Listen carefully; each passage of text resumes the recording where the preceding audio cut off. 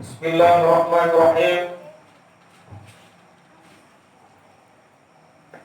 Yang di luar tolong masuk, yang masuk tolong rapat. Jangan ke pintu, ke sana. Bacakan Fatihah hilang barang, ke sana. Yang buka pintu, Pak, masuk. Itu aku masuk ini berkawan. Assalamualaikum warahmatullahi wabarakatuh. Macam baru buka puasa ini. Assalamualaikum warahmatullahi wabarakatuh.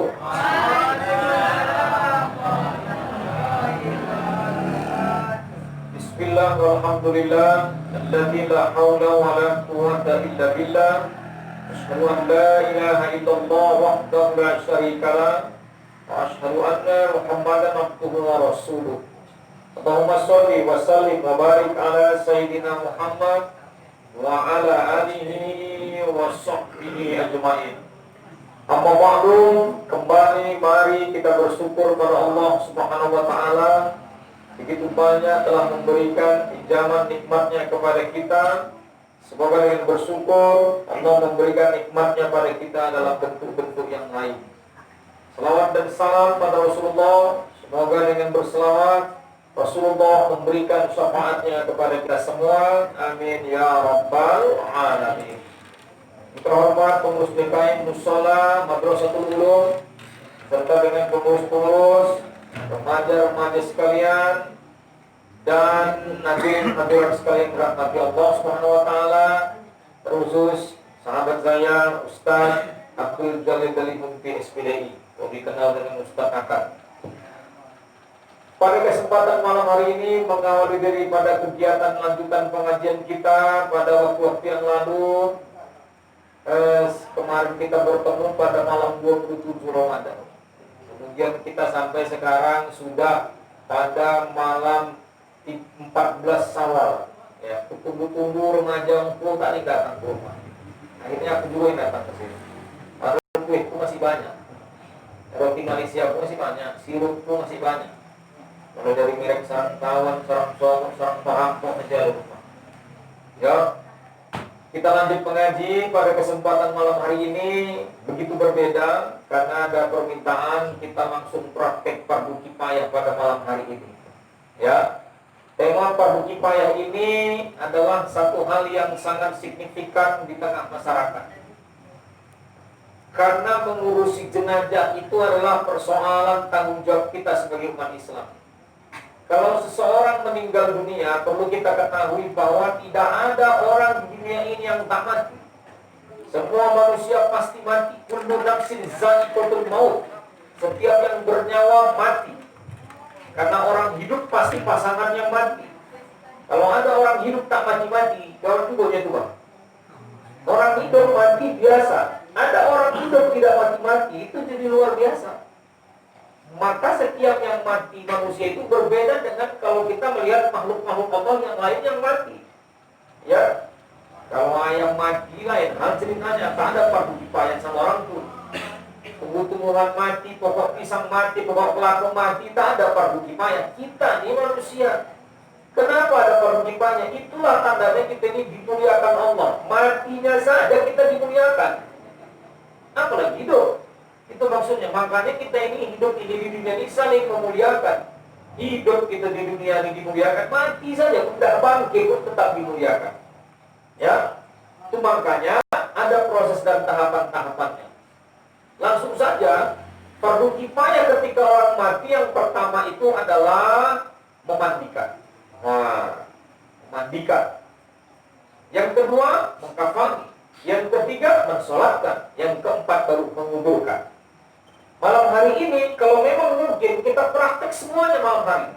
Kalau memang akan merupakan episode bersambung, kita sambung pada pengajian berikut. Dengan persoalan memandikan, kita tentukan langsung malam ini siapa nak jadi jenazahnya malam. Kita mandikan bos. Siapa nak kita kafani? Kafani, matikan dia. Siapa nak dikafani? Ada cap yang nak dimatikan malam ini. Ikiwa ada yang sudah tak cocok hidup di kampung ini, matikan. Kita perlukan. Kemudian kita sholatkan malam ini. Kita kubur malam ini langsung malam-malam. Nah, kubur. Ya, tapi mungkin itu tidak mungkin terjadi karena ini dalam suasana praktek. Praktek itu biasanya 50% mendekati kebenaran. Itu namanya praktek. Selebihnya nanti kita ekset di lapangan, tidak ada persoalan. Baik, remaja, hadirin sekalian dirahmati Allah Subhanahu wa taala. Malam hari ini saya datang dengan Ustaz Atam Jalil. Tahu sahabat saya ini hari-hari bertugas di Basnas, Badan Amil Zakat Kota Tanjung Balai. Sibuk mengumpul zakat sekarang Kota Tanjung Balai. Jam terbangnya kalau urusan fardu kifayah lebih tinggi jam terbang dia ketimbang jam terbangku. Kalau pesawat terbang, aku masih Lion Air, dia udah Garuda. Ya kan? Udah jam terbangnya, dia pesawatnya udah Boeing. Ya kan? Sudah Boeing. Kalau awak masih Lion Air lagi. Jam terbangnya masih diatur negara-negara mana. Kalau Garuda kan sudah maskapai penerbangan nasional. Maka saya bawa pada saat ini supaya menyempurnakan. Ya, menyempurnakan penjelasannya karena fardu kifayah ini tidak boleh salah. Jadi saya menyempurnakan bahwasanya sebetulnya saya sendiri bisa, tapi saya berpikir ini fardu kifayah tidak main-main. Maka kalau ustadznya dua kan lebih sempurna kan gitu kan. Saya dibantu dengan orang yang pengalaman lebih bagus. Sebetulnya saya mau bawa 3 kemarin, tapi udahlah. Ya kan, aku takut nanti BKM tak sanggup membayar transport ustaz. Kalau tentang saya harus nikah, nah, itu maksudku. Jadi udahlah, Pak Ustaz Atam saja yang saya bawa sini. Kami ini selalu bersama. Kalau periwayat hadis kami ini Bukhari Muslim. Iya, betapa pun lain. Riwayat Bukhari Muslim. Tapi kalau untuk fardu kifayah, riwayat Atam dan Hirul Abdi. Nanti dia. Jadi kami selalu sepaket bersama-sama. Jadi hadirin sekalian yang dirahmati Allah Subhanahu wa taala. Nah itu dia, ya. Sedikit saya sampaikan dulu tentang nanti saya kasih sama Ustaz Atam nanti apa poin-poin yang bagian dia nanti. Tinggal menambah atau menjelaskan langsung prakteknya silakan nanti. Memandikan. Ketika memandikan, yang ditentukan dulu kalau memandikan adalah di mana letak dimandikan. Tentukan. Kalau di rumah tuh sebelah mana dimandikan. Di dalam kah? Di kamar, di luar kah? Nah, tentukan dia. Pokok keluarga. Ini jenazah, ini omah, ini ayah, ini siapa meninggal nih. Dimandikan di mana? Dalam saja luar kamar mandi lebar, dalam rumah. Nah, di luar tentukan. Pokok tikian, sepakat tikian, jenazah di mana dimandikan. Kalau dimandikan di luar, itu jenazah tidak boleh dipandang sama orang banyak. Harus ada batas-batas, harus ada tabir-tabir. Dan tidak boleh terlalu kena sinar matahari langsung kepada mayat. Itu namanya tidak menghargai. Ya, nanti mayatnya silo, dia bercakap, silo men, katanya Pak pula.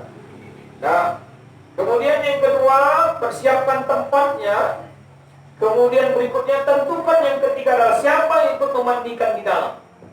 Anggota keluarga, siapa? Bisa keluarga, lebih bagus keluarga. Keluarga lebih bagus. Kenapa keluarga? Keluarga dijamin tidak akan membuka kerahasiaan manakala ada ilah atau penghalang atau hal-hal yang menyebabkan sesuatu yang tidak layak diceritakan terhadap jenazah. Keluarga tentukan. Kalau tidak mampu keluarga melaksanakannya, panggil itu bilal mayat. Ya, maka bilal mayat akan menentukan siapa-siapa yang ikut sebagai pendampingnya, ada orangnya. Maka bilal mayat ini boleh menentukan kamu ikut saya. Tentukan seperti itu. Sudah, setelah itu adalah tentukan air-airnya. Nanti kita lanjutkan kepada Pak Atam. Apa-apa kelengkapan air-air yang harus dimandikan kepada jenazah. Setelah itu mengkafani. Nanti pengkafani kita praktekkan bagaimana cara mengkafani. Baru kemudian mensolatkan. Mensolatkan ini pakar orang hafal. Hafalan ini. Solat jenazah beda dengan solat fardu. Kenapa? Ada hafalannya? Ada. Niat harus dihafal. Fatihah harus dihafal rakaat takbir pertama. Kemudian selawat harus dihafal takbir kedua. Doa di takbir ketiga, doa di takbir keempat. Ini perkara kuat hafal. Ya kan? Gerakannya semata-mata hanya berdiri saja. Itu perkara mensolatkan. Mengkuburkan, nah ini perkara tenaga. Kekuatan kita tenaga membawa dan menanamnya dengan cangkul. Nah itu tuh. Di situ juga ada etika-etika kalau kita menguburkan, kemana arahnya letaknya, diletakkan bagaimana, nah, seperti itu. Inilah yang harus kita sampaikan pada malam hari ini. Insya Allah tuntas. Kalau tidak tuntas pada malam hari ini, kita lanjutkan pada episode berikutnya. Mudah-mudahan bisa kita amalkan dalam kehidupan sehari-hari. Kurang puas juga panggil lagi riwayat adat dan khairul abdi. Tidak ada masalah. Demikian saya pikir sebagai pembuka pada kesempatan malam hari ini. Untuk kegiatan praktik ini kita tidak berlama-lama. Kemudian ada hal-hal yang perlu disampaikan oleh Ustaz Atta. Waktu dan tempat kami persilakan. Saya tutup sementara. Assalamualaikum warahmatullahi wabarakatuh. Waalaikumsalam warahmatullahi wabarakatuh.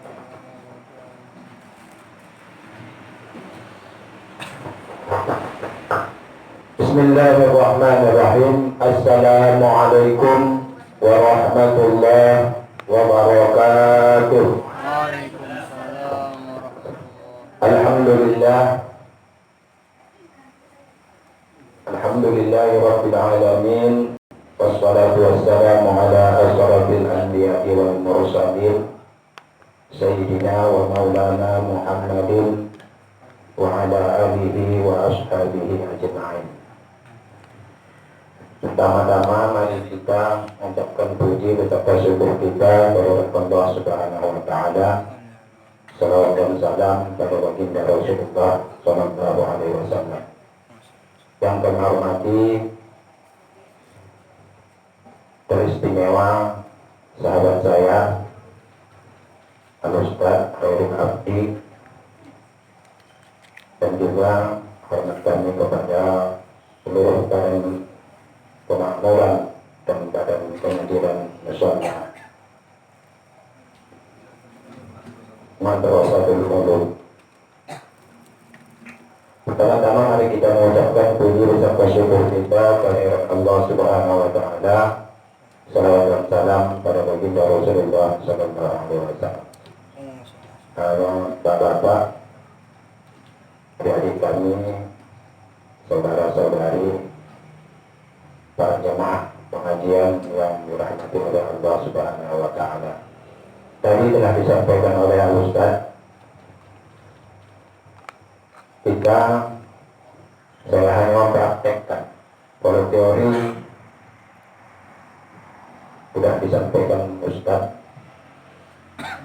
Khairul Abdi tadi, makanya kita langsung praktek. Sekaligus saya sampaikan nanti teorinya. Dan lihat siapa yang dipraktekkan ini. Langsung kita praktek memandikan jenazah. Biasanya kalau kami sama Pak Abdi, Ustaz Abdi, patang pisang.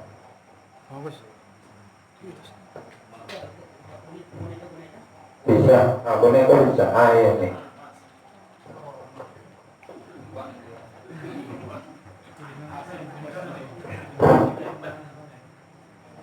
Yang di belakang maju ke muka, biar nampak. Dikepit aja apanya Ustaz? Apanya dikepit aja. Ya supaya tak sih.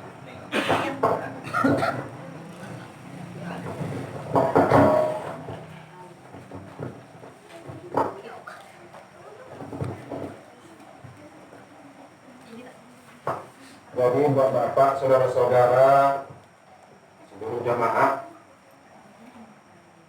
apa yang disampaikan oleh Pak Abdi tadi, Pak Ustaz Abdi tadi, semuanya kita pasti mati sesuai dengan firman Allah, kullu nafsin dha'iqatul maut. Setiap yang bernyawa sudah pasti akan menemui kematian tanpa terkecuali. Malaikat pun mati. Jadi praduga bayarnya tidak ada. Apabila ada jiran ataupun keluarga kita telah menemui ajal, menemui kematian, maka yang pertama kita lakukan adalah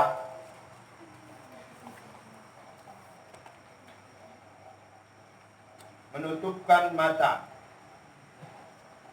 Biasanya orang yang mati itu mengikuti arah ruh dia di waktu dicabut. Makanya matanya terbuka. Apabila matanya terbuka, kita menutupkan mata jenazah tersebut agar di waktu pemandian nanti orang yang melihat tidak terkejut. Maka kita tutupkan matanya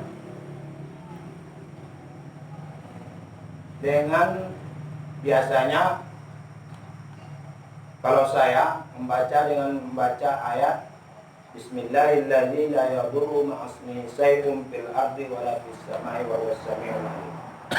Bisa juga Bismillah tawakkaltu 'ala Allah la haula wa la quwwata illa billahil aliyyil azim. Tutupkan kira-kira lebih kurang 2 menit ataupun 1 menit, ditahan tangan. Baru diangkat. Apabila terbuka juga lagi, kita tutupkan sekali lagi dengan bacaan yang seperti tadi. Biasanya kalau dilakukan ini begitu dia wafat, ini tidak akan terbuka lagi matanya, karena matanya ini masih lembut. Setelah ini kita tutupkan, maka kita lihat mulutnya. Jangan begitu dibuka orang yang mau ziarah, takutin orang. Tengok mulut terbuka.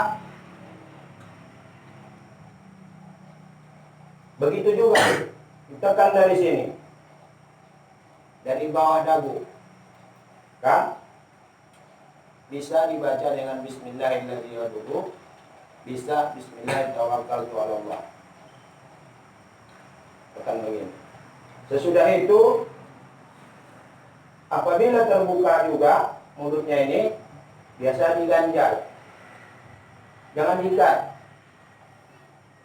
Jangan diikat, diganjel dia sama kain agar mulutnya tidak terbuka.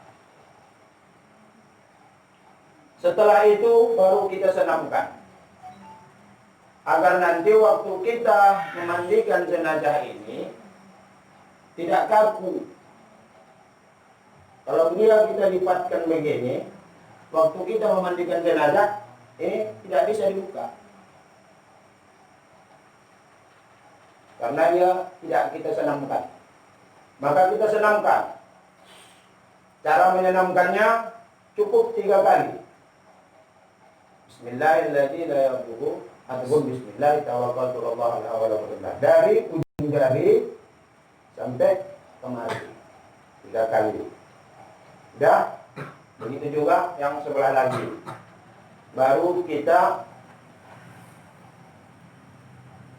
lipatkan tangannya seperti yang mau sholat.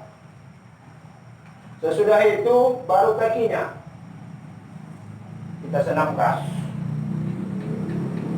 Bismillahirrahmanirrahim. Tarik itu 3 kali berulang-ulang, kiri dan kanan. Ini kalau diganjal dengan bantal, tidak kita senamkan. Nanti apabila kita angkat ini bantal, dia tidak jatuh. Dia pasti begini juga. Nanti orang yang menengok terkejut. Dia tidak jatuh ke lantai. Maka kita senamkan. Cuma menyenamkannya, putar ke kanan, putar ke kiri dengan bacaan yang seperti tadi. Begitu juga diangkat ke belakang, di muka, diangkat ke belakang, begitu. Barulah ditaruh dengan bantal. Sesudah itu, kalau jika di sana, ini pakaian dibuka seluruhnya. Sudah disenamkan, pakaian dibuka seluruhnya, dipasangkan dengan pakaian yang baru. Maksudnya disarung dia, pakai kain sarung. Jangan dimasukkan, cukup taruh di bawah kain dari dada sampai ke bawah, lutut. Laki-laki ini ya, yang kita praktekkan ini laki-laki. Sudah kita kaini, baru kita lipatkan kembali tangannya barulah kita tutup dengan kain panjang. Biasanya sampai sini. Kain panjang itu. Selendang. Sudah dia tadi pakai kain di dalam, baru selendang sampai leher. Baru dia pakai tudung yang jarang dia, warna putih seperti ini, dari sini sampai ke wajah, tutup wajahnya, membayang wajah dia. Setelah selesai kita melaksanakan yang pertama tadi, maka kita menunggu kapan akan dimandikan jenazah ini. Kalau jenazah ini mau dikebumikan habis zuhur, sebelum zuhur kita harus selesai memandikan jenazah. Begitu selanjutnya.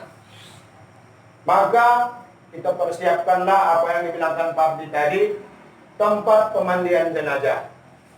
Kalau kami di sana, entah di sini, dia pakai ada pemandian, tempat pemandiannya. Semacam tempat tidur. Iya, bayang-bayang. Semacam tempat tidur. Karena kalau di bangku jenazah ini agak sulit memandikannya. Agak sulit. Orang yang memandikan jenazah ini agak sulit dia memandikan. Cuma terbantu ikut yang memangku ini membersihkan jenazah tadi. Cuma kita agak sulit. Yang pertama yang harus kita antisipasi apabila jenazah ini dipangku, yang pertama yang kita antisipasi mental daripada orang yang memangku.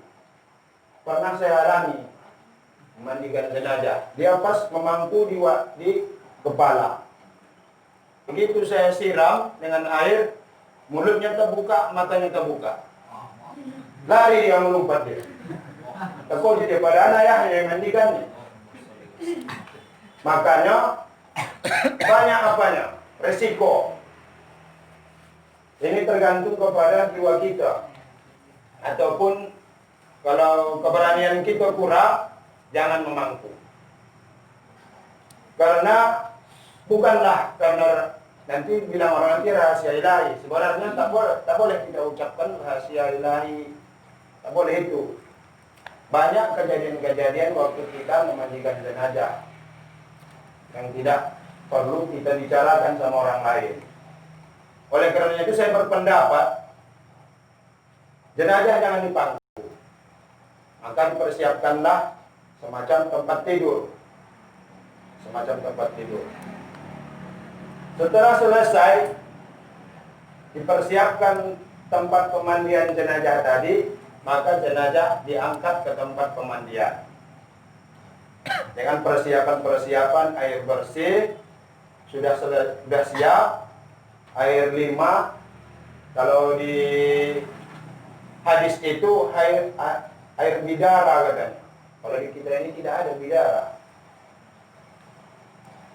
diganti dengan air 5. Air 5 itu 5 pohon itu diparut, dimasukkan ke dalam air, dalam baskom, dalam ember, dan juga air kapur barus, dan juga air sabun. Sudah dipersiapkan seluruhnya, jenazah pun diangkat, maka kita akan memandikan jenazah.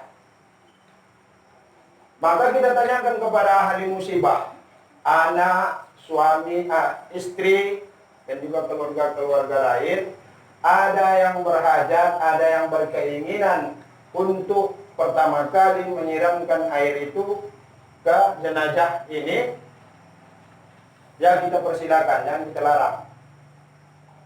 Silakan Bu. Cuma kita harus menuntun mereka, mengajari mereka. Jangan dia menyiram air itu terlalu tinggi. Terlalu tinggi kali dia. Begini jenazah ini, tinggi dia segini. Dia harus dekat dengan jenazah, menyiramkannya ini. Boleh dia 3 kali menyiramkannya, boleh dia tidak, terserah dia lah. Biarkan aja. sudah selesai, maka kita akan memandikan jenazah. Yang pertama yang kita persiapkan pada diri kita yang akan memandikan jenazah, yang pertama adalah sarung tangan. Kalau di sana sarung tangan biasanya dibuat sendiri. Sebenarnya sarung tangan ini seharusnya jangan yang dibuat sendiri lah. Dia yang model karet itu. Ya, butik. Kenapa? Agar jenazah ataupun penyakit daripada jenazah ini tidak terjangkiti kepada kita. Mungkin jenazah ini penyakitnya penyakit yang kronis, boleh jadi penyakit kulit ataupun corona. Sesudah itu kita memakai sarung tangan tadi, kita pakai sarung tangan, maka kita biasanya kalau saya tak pakai masker, ini yang saya pakai, sal, saya ikatkan. Mana tahu jenazah ini mengeluarkan aroma. Kadang-kadang kalau aroma jenazah ini dia lengket dia, baik di hidung, baik di tangan kita. Pernah saya memandikan jenazah di Inalum sana, perwanaan. Jenazah itu jenazah mutilasi. Tak tahu kita mana mata, mana telinga, mana tangan, mana kaki. Begitu masuk ke rumah ahli musibah tadi, sudah tercium aroma. Saya suruh anak-anak membelikan minyak wangi. Tak ada minyak wangi, minyak duyung yang ada, minyak duyung. Minyak duyungnya itu dipakai ke pakai sal ini, masih tercium aroma. 3 hari aroma dari tangan kita tidak hilang. Makanya saya 3 hari itu makan pakai sendok. Makanya kita harus pakai sarung tangan dan juga pakai tutup mulut. Kalau ada masker lebih bagus. Kalau saya biasanya tidak mau memberatkan ahli musibah, saya bawa sal itu saya ikatkan. Makanya kalau saya memandikan jenazah, nyawangnya tetap saya bawa. Sal itu barikat untuk mulut. Kalau ada, apa itu yang untuk pemasangan itu? Apa namanya? Ikat. Dia pakaian kita jangan basah. Percikan air tadi, begitu. Kalau ada, kalau tak ada, ya pandai-pandai kita lah. Sudah selesai kita memakai perlengkapan memandikan tadi, maka jenazah kita mandikan dengan air bersih. Lagi menyucikan, air suci lagi menyucikan. Kalau kami namanya dulu air mutlak namanya. Bersih, suci lagi menyucikan. Ada air suci tapi tidak bisa menyucikan. Ustaz, contoh perlu diambil ember Ustaz supaya tempat-tempatnya ditunjukkan. Perlu? Oh, kalau ada berapa? Sama gayung. Gayung. Biar tahu orangnya air apa dua. Ada di belakang ember Mas. Ember ambil berapa Ustaz? 3. Air suci lagi menyucikan, kemudian Air kapur barus, air sabun. 1. 3 ember tolong bawakan di sini. Hentikan dulu penjelasan. Jadi yang pertama adalah ini kita ibaratkan air mutlak, air suci lagi menyucikan. Ini air sabun, ini air lima, ini air kapur barus, ini air mutlak, air suci lagi menyucikan. Maka kita memandikan jenazah. Ini kita ibaratkan gayung ya. Ini kita ibaratkan ember. Ya. Maka kita buka penutup jenazah tadi.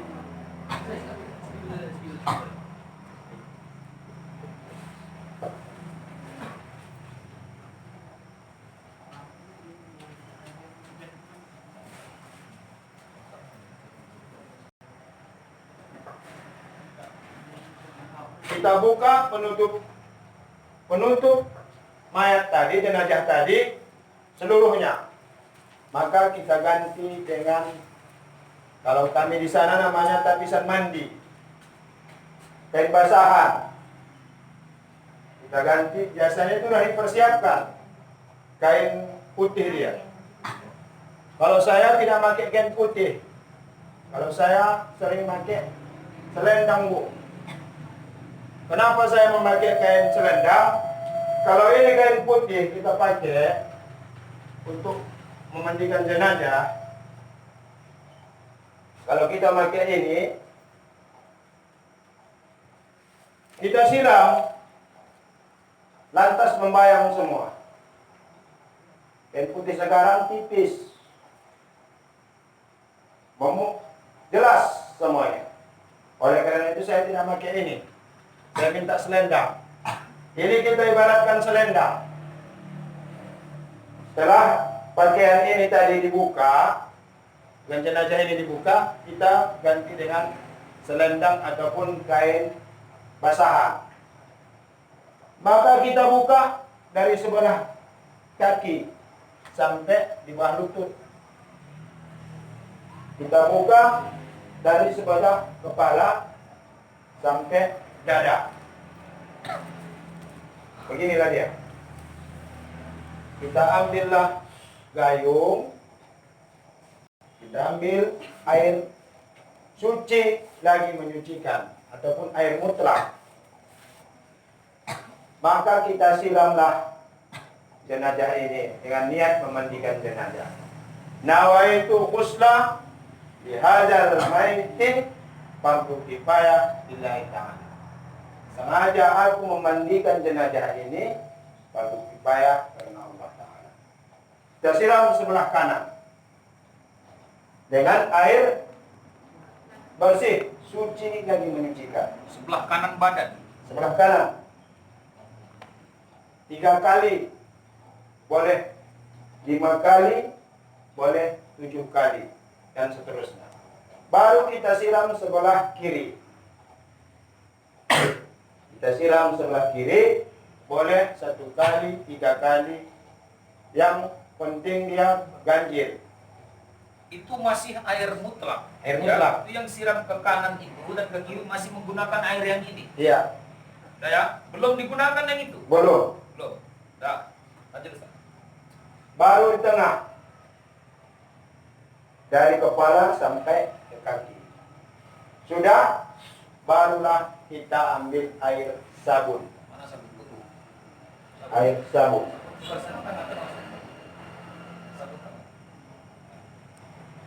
Ente namanya, Pak. Oke, posisi. Oke. Oh. Baru kita ambil air sabun, kita siram secukupnya. Kita siram sebelah kanan, kita siram sebelah kiri, kita siram sebelah tengah. Barulah kita membersihkan kotoran. Seluruh kotoran ataupun yang menghalangi air daripada jenazah ini harus kita bersihkan, kita buang. Begini Pak, Bu, sekarang karena sudah ilmu medis itu sudah begitu maju, begitu pesat. Ini handy flash ini Bu, plaster ini serupa dengan kulit. Hingga payah kita membedakan. Makanya kita harus tanya, apakah Bapak ini operasi ataupun pernah diinfus, di mana diinfus, maka harus kita cari itu. Karena kalau tidak kita bersihkan, tidak kita buang itu, air tidak masuk ke kulit. Tidak sah kita memandikan jenazah. Setelah kita bersihkan, maka kita bersihkanlah seluruhnya tanpa melihat, dengan meraba. Jadi ini pakai sarung tangan ya. Kita bersihkan dari kepala sampai ke ujung kaki, termasuk apa namanya? Agak biar agak sopan sedikit bahasanya. Kemaluan. Kemaluan, termasuk kemaluan jenazah, kita bersihkan. Kalau kurang lagi air sabunnya, kita siram lagi sama air sabun. Kita siram. Sudah merata ini air sabun ini semua, dan sudah kita bersihkan termasuk kuku-kuku, termasuk mata, lubang hidung, telinga, kita bersihkan semua. Pusat ini kalau saya mengatakan wajib. Ada pusat orang yang masuk ke dalam. Ada pusat. Segini dia, dalam. Itu wajib kita bersihkan. Kita ambil apa? Ketumbat. Korek kuping itu. Ah ya. Ketumbat. Itu kita masukkan ke pusatnya, kita bersihkan. Siram lagi sama air sabun. Siram lagi. Sesudah bersih, kita anggap sudah bersih, kita siram dengan air mutlak kembali. Sebelah kanan, ada yang 3 kali, ada yang 5 kali, sebelah kiri begitu juga, dan tengah. Kita siram. Apa kita lihat? Sesudah itu, maka kita membersihkan yang sebelah kanan. Menendingkan dia. Makanya harus ada yang membantu kita. 2 orang, 3 orang, 4 orang. Kita bersihkan belakang. Bersihkan. Sudah selesai, kita siram dengan air bersih kembali. Begitu juga sebelah kiri. Kita siram dengan air sabun, kita bersihkan. Baru kita siram dengan air bersih lagi, menyucikan. Air suci lagi menyucikan. Balik ke air itu kan? Iya, balik kembali. Air ke sini. Dari sini ke air sabun, dari air sabun kemari, kembali lagi begitu juga. Selesai kita membersihkannya pakai air sabun, harus kita tutup dengan air bersih. Agar sabun itu terbuang, hilang dari jenazah tadi. Maka selanjutnya kita siramlah kembali dengan air bersih.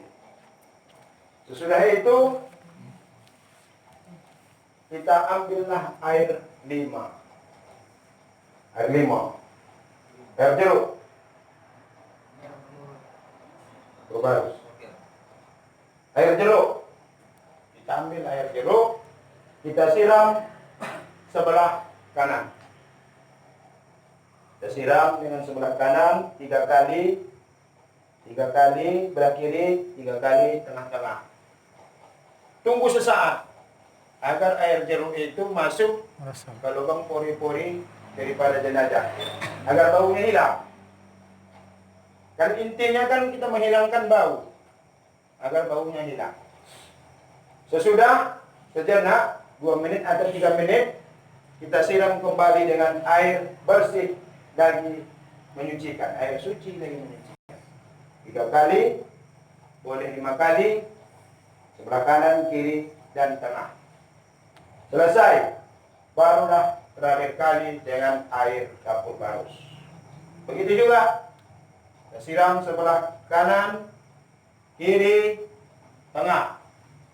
Kita tunggukan sejenak, karena tadi kan sudah kita bersihkan dengan air sabun dia. Sudah kita cuci dengan air sabun, sudah kita sapu dengan air sabun. Tunggukan sejenak, air kapur barus tadi meresap ke pori-pori jenazah itu. Untuk menghilangkan baunya, baru kita siram dengan air mutlak kembali. Setelah selesai, maka untuk terakhir kali ini jenazah kita angkat sedikit. Biasanya kalau orang memandikan jenazah, dia pertama kali yang dilakukannya begini. Kalau saya tidak, terakhir kita angkat sedikit ini jenazah, kita tekan perutnya. Tekan perutnya agar kotoran yang di lubang apanya keluar. Tekan 3 kali aja. Jangan terlalu kuat kali ditekan perutnya nih. Takut kita kan keluar semuanya. Maka nanti di situ kita nanti memandikan, di situ mandikan, di situ sholatkan. Berat kalau sudah keluar dia. Kita sumbatkan pakai kapas, pasti ditolak. Ada orang yang bisa menangkalnya, itu bisa, ada. Tapi kan kalau untuk yang pertama-tama begini kan harus kita pelajari sesuai dengan apa lah. Sesudah itu barulah kita siram. Jangan ada kotorannya ini yang keluar dari ini melengket kembali di tubuh jenazah. Melengket kembali di tubuh jenazah. Disiram sampai bersih, sampai hilang kotorannya tadi. Sudah selesai, barulah kita membersihkannya. Kalau kita membersihkan kotorannya, beristinja, mengistinjai jenazah, kuncinya kita jangan terlalu masuk kali lainnya.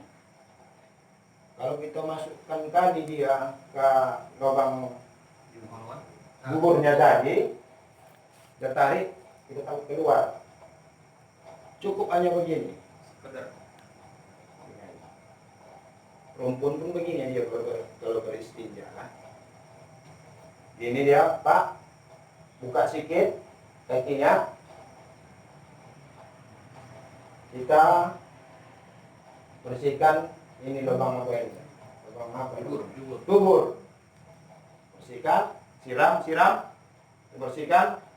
Baru kita tunjukkan kepada ahli musibah. Pak, belum bersih Pak. Kita bersihkan lagi. Siram, bersihkan lagi. Sampai bersih. Sampai tidak ada lagi warna. Karena kan kalau istinja itu kan cuma kan 3 hukumnya. Yang bau, yang warna, yang rasa. Begitu kan?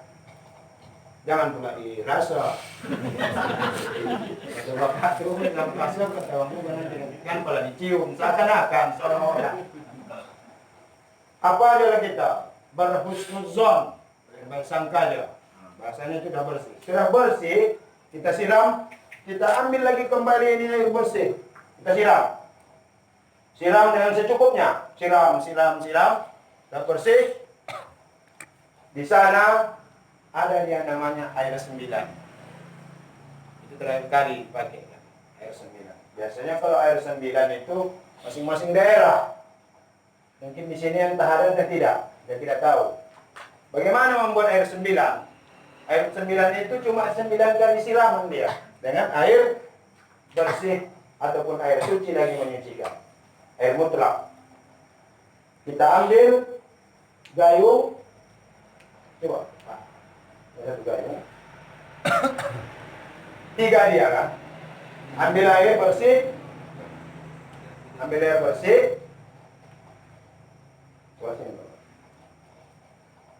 bersih, 3 gayung. Jalan dia dari kepala sampai ke kaki. Sekali siram. 3 gayung. Dengan bacaan Ghufranaka ya Allah wa ilaikal masir. Berapa kali? Dah 3 dia kan? 3. Ambil lagi. Baru disiram sebelah kiri. Ghufranaka ya Rahman wa ilaikal masir. Berapa ya? 6. Terakhir kali. Baru tengah. Ghufranaka ya Rahim wa ilaikal masir. Ghufranaka ya Allah yang pertama kali. Ghufranaka ya Rahman yang kedua kali. Ghufranaka ya Rahim wa ilaikal masir yang ketiga kali. Itulah bacaannya. Selesailah kita memandikan. Untuk terakhir kali maka kita mengudukkan jenazah. Kita udukkanlah jenazah ini seperti kita beruduk dengan air bersih lagi. Memang caranya seperti kita beruduk. Nawaitu wudu'a li hadzal mait fardu kifayah lillahi ta'ala. Jangan disiram dari tangannya. Tangan biasanya dia pakai apa? Pakai jet. Biar jangan masuk air mustakmal itu. pakai jet dia, disiram dia pakai jet. Muka 3 kali. Baru tangan. Selanjutnya seperti kita berwudu. Setelah selesai kita mengudukan itu, barulah kita minta anduk. Biasanya itu selendang yang bersih, yang kering. Kita minta selendang yang bersih, yang kering, kita gantilah dengan selendang itu dengan basahan tadi. Yang basahan tadi itu kita ganti dengan selendang yang kering. Gendong kan. Selendang gendong. Kita tutupkanlah seluruhnya. Kita mengandung ini ya, mengkeringkan dia tadi. Dulu, kita gini kan cukup gini aja. Kita buka kembali. Kita minta lagi selendang satu lagi yang kering, yang basah ini, yang digandung ini, kita buka, diganti dengan yang kering. Barulah kita jenazah tadi ke tempat untuk pemakaman. Selesailah kita memandikan jenazah. Sebenarnya memandikan jenazah ini seperti kita mandi junub. Tidak ada beda. Saya tambahkan sedikit Ustaz, ya kan? Artinya dari kesiapan memandikan tadi, air mana yang harus lebih banyak? Itu yang harus disiapkan banyak. Udah ya? Itu yang harus lebih banyak. Karena fungsinya dari awal sampai diudukan ini harus lebih banyak. Jangan sampai kekurangan. Saya menemukan satu persoalan ketika memandikan jenazah, kurang air itu. Ya. Pokoknya cerita ini, karena banyak dibutuhkan. Kalau ini sekedar seember-ember saja, sabun, air jeruk, air kapur, ini seember-ember kecil aja udah cukup. Yang ini harus lebih dominan berperan. Paham seperti itu ya? Oke, lanjut Ustaz. Setelah selesai kita memandikan jenazah, maka diangkatlah ini jenazah ini ke tempat mengkafani jenazah. Selanjutnya mengkafani jenazah terus. Lanjut. Satu lagi, ada teknik mengangkat jenazah, teknik membawa jenazah. Ya, saya tambahkan. Ya. Biasanya teknik mengangkat jenazah itu ada orang yang begini dari bawah, begini dari bawah. Tapi pengalaman di mana-mana kalau begini dari bawah ada 3 orang, ini berisiko terguling jenazah. Misal dari tempat pemandian dia ke dalam, ini terguling ini. Apalagi jenazah itu yang jumbo, jenazah jumbo, ya kan? Ini bahaya nih, jumbo bulat pula badan, bisa terguling ke sana. Maka tekniknya adalah dia dikepit gitu. Inilah membawa jenazah. Satu gini, yang tengah gini juga, sebelah sana gini juga. Jadi ini memegang, dia membawanya gitu. Itu tekniknya. Menengok kondisi mayat. Kalau mayatnya agak bisa dipegang begini, peganglah. Ya, begini. Kalau kondisi mayat memang dia agak badannya macam mana, gitu bulat, nah ini payah ini begini, kita guling ini. Kalau koci, kinting saja, tak mungkin. Penghormatan, gitu kan. Itu sekedar pengalaman, berbagi pengalaman. Saya pikir itu tambahan. Lanjut Ustaz. Dalam memandikan jenazah ini ada yang bertanya. Jadi suatu ketika dia ada kudu Ustaz. Iya. Kalau begini kalau keluar mana di sini? Disiram aja. Walaupun disiram, walaupun ditalap aja. Kaya lagi Ustaz. Jadi kalau dia bayi, kenapa tak ada yang Ustaz? Tak diurutkan dia. Orang apa saja. Ini tadi kan jenazah laki-laki yang dewasa ini. Oh, ya Kalau dia bayi anak-anak, itu kan biasanya kalau dia bayi itu dia kan belum bersunat. Biasanya kalau yang laki-laki yang belum bersunat, upahnya itu kotor, najis dia. Kalaupun kita bisa kita bersihkan, kita usahakan membersihkannya, itu pun harus kita tayamumkan juga untuk menutupi daripada kupahnya tadi. maka dia disunnatkan dia, disyariatkan dia untuk ditayamumkan. Biasanya kalau saya wudhu dulu baru tayamum. Dilapis ya. Iya. Dudukkan, siap dudukkan baru tayamum. Ada yang membuat tayamum dulu baru duduk. Padahal tayamum itu yang menutupi apa dia tadi. Ini sebenarnya wudhu dulu baru tayamum tidak Ustaz. Iya, wudhu dulu baru tayamum. Seperti kita luka ini. Anggota wudhu kita luka. Wajah diperban. Kemana kita berwudhu? Berwudhu kita hanya berwudhu itu aja lah. Mana yang bisa kita basuh dengan wudhu, kita basuh dengan air wudhu. Kalau tidak bisa kita basuh dengan air wudhu, bisa kita basuh. Baru terakhir kali kita bertayamum. Untuk menutupi yang tidak masuk apa dari air tadi ataupun kupahnya tadi. Ada lagi? Tapi kalau kukunya panjang Ustaz, boleh dipotong atau terang punya pirang begitu atau gimana Ustaz? Nah. Kalau di daerah kita nih itu tidak dibolehkan. Itu tidak dibolehkan. Walaupun ada orang yang membuat dipotongnya, itu pun tidak bisa kita salahkan. Jadi dia mengambil dari mazhab yang lain.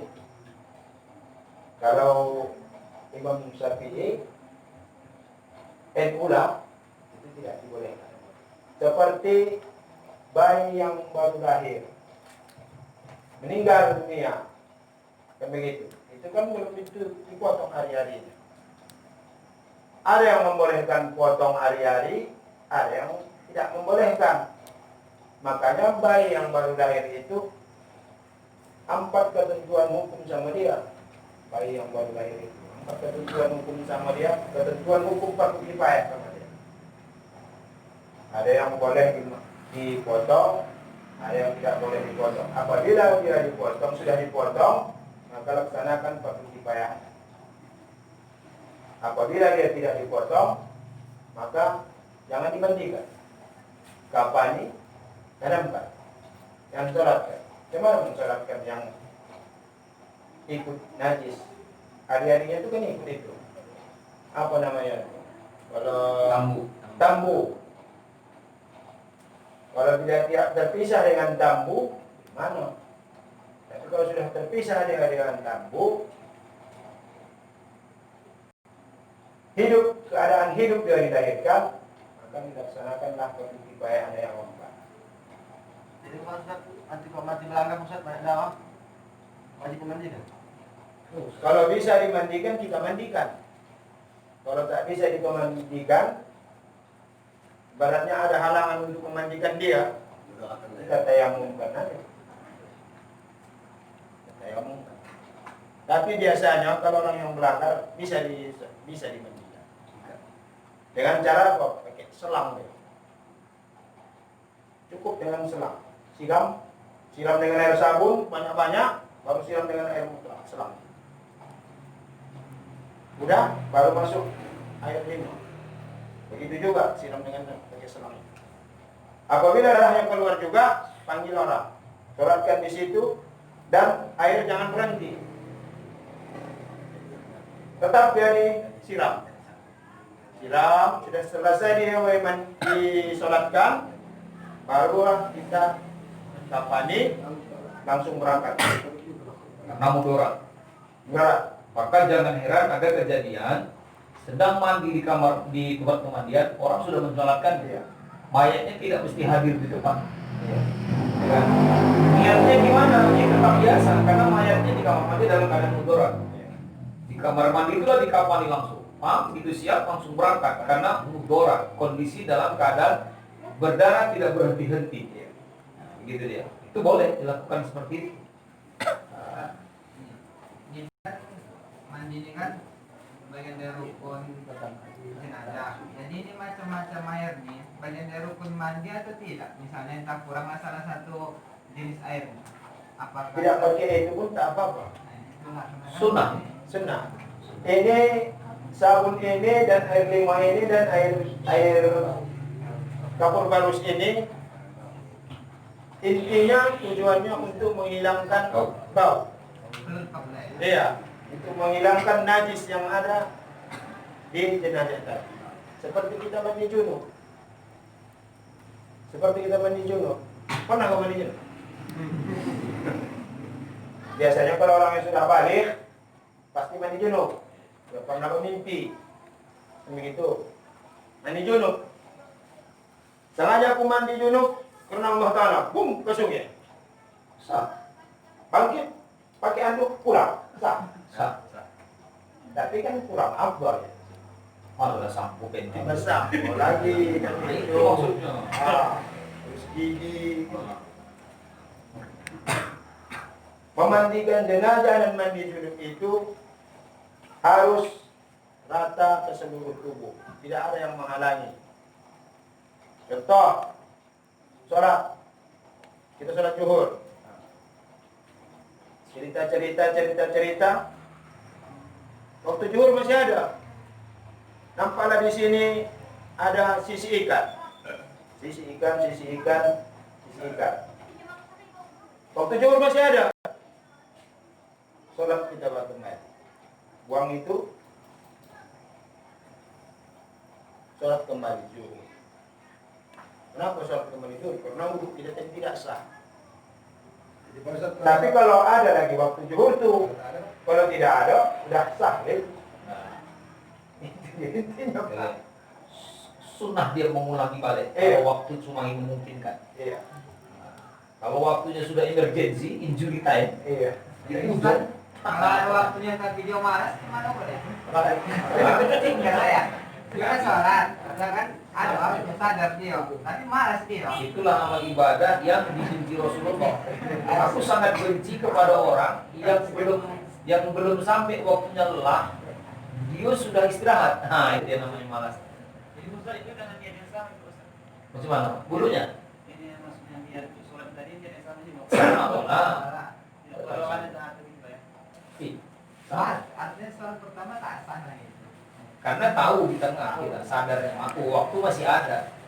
Sedangkan mengkodo wajib, aku lagi mengulang sebab ada apa. Oke, kita masuk ke bagian sesi yang kedua, yaitu adalah mengkafani. Mengkafani. Perlu bantuan